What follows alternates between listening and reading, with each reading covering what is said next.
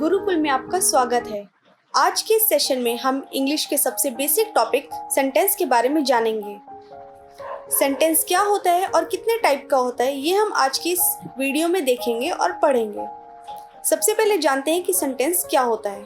A sentence is a group of words that are put together to mean something. A sentence is the basic unit of language which expresses a complete thought. यानी कि शब्दों का वो समूह जिसका या तो कोई अर्थ हो या वह किसी भाव को व्यक्त करे, वो सेंटेंस कहलाता है।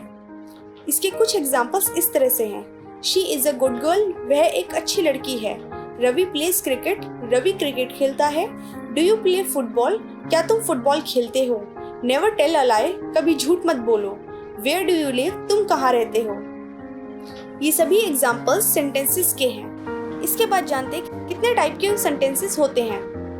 जरूरत या पर्पस के आधार पर सेंटेंसेस 5 तरह के होते हैं। डिक्लेरेटिव और simple, interrogative, imperative, exclamatory and optative. सबसे पहले देखते हैं डिक्लेरेटिव या simple sentences.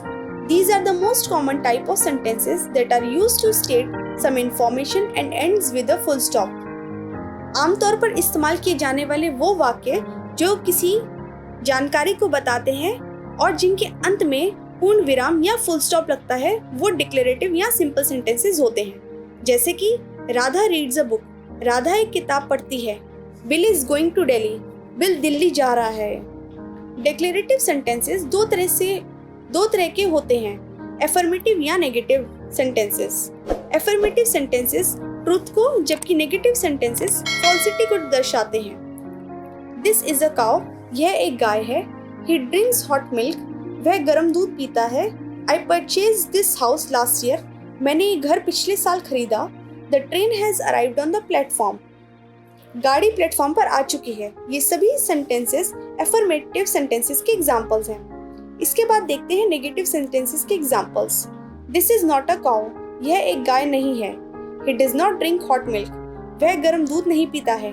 I did not purchase this house last year, मैंने ये घर पिछले साल नहीं खरीदा है। The train has not arrived on the platform, गाड़ी प्लेटफॉर्म पर नहीं आई है। ये सभी एग्जांपल्स नेगेटिव सेंटेंसेस के एग्जांपल्स हैं। किसी भी अफर्मेटिव सेंटेंस को नेगेटिव में बदलने के लिए नॉट, नो इन जैसे शब्दों का इस्तेमाल होता है। इसके बाद बात करते हैं इंटेरोगेटिव सेंटेंसेस की। N interrogative sentence is a sentence that ask a question, यानी कि वो वाक्य जो प्रश्न पूछता है वह इंटेरोगेटिव सेंटेंस कहलाता है।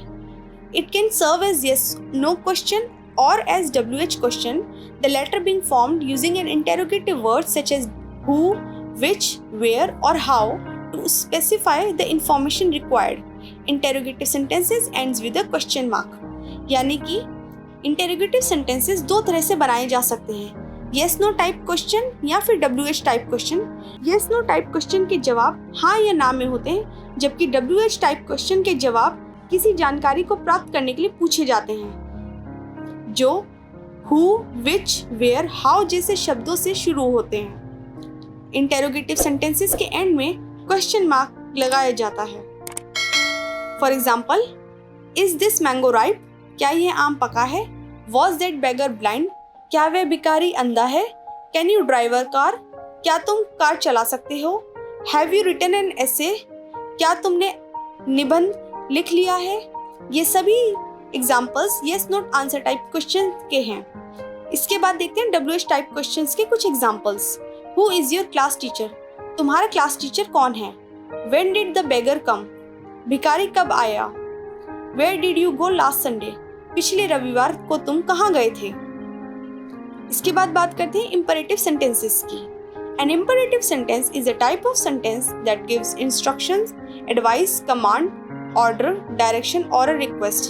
ये वो sentences होते हैं जो instruction, advice, command, order, direction या request देते हैं। ये भी affirmative या negative sentences हो सकते हैं। Please wait for some time. कृपया कुछ समय प्रतीक्षा करिए। Always obey your elders. हमेशा बड़ों का आदर करिए। Get out of my class. मेरी कक्षा से बाहर जाओ। प्लीज स्टॉप राइटिंग नाउ, कृपया लिखना बंद कर दीजिए। ये सभी एग्जाम्पल्स एफर्मेटिव सेंटेंसेस के थे, जबकि नेगेटिव सेंटेंसेस के एग्जाम्पल्स कुछ इस तरह से हैं। Please don't make a noise, कृपया शोर ना मचाएं। नेवर अब्यूज एनीबडी, किसी को गाली मत दीजिए। डोंट एंटर विदाउट परमिशन, बिना आज्ञा अंदर ना आए।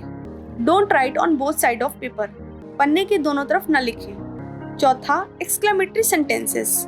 N exclamatory sentence expresses strong emotions such as excitement, surprise, joy, etc. and ends with an exclamation mark. ये वो sentences होते हैं जो किसी भाव को दर्शाते हैं, जैसे excitement, surprise या joy, और जिनके अंत में exclamation mark लगाया जाता है, जैसे कि hooray, we have won the match. Alas, you have failed. What a beautiful horse. You are such a liar. How fast you ran. ये सभी exclamatory sentences के examples हैं।